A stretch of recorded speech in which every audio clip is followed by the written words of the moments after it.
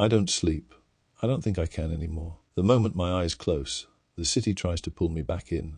I hear it beneath my skin, behind my thoughts. The whisper, not a voice, not a sound, something deeper, something embedded, like the echo of a command I was never meant to hear, a memory I was never meant to keep, a thought that isn't mine.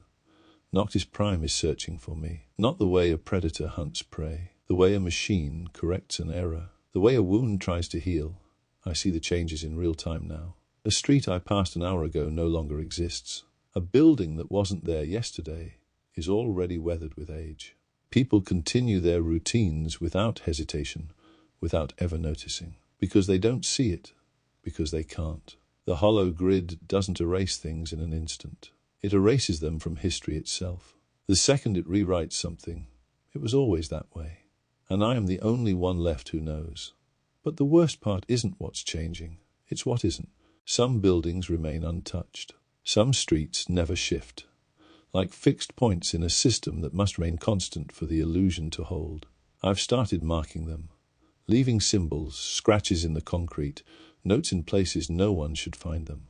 And every time I return, they are still there.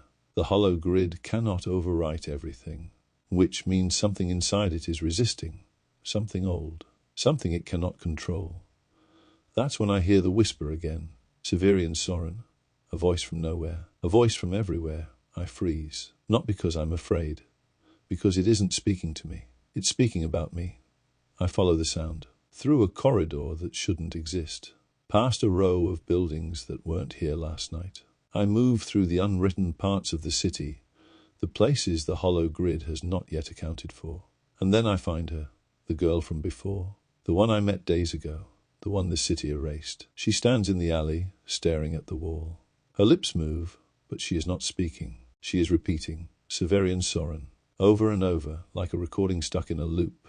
I step closer. Her eyes flick toward me, empty, hollow, like the space between static. You found me last time too.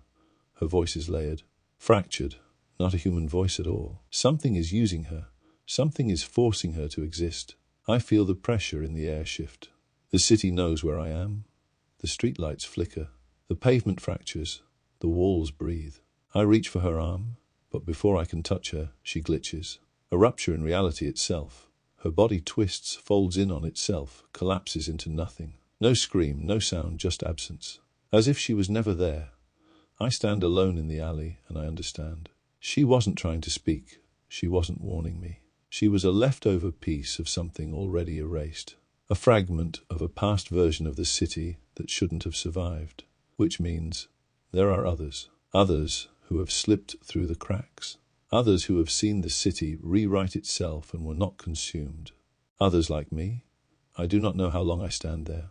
Because time is breaking now. Because I am breaking now.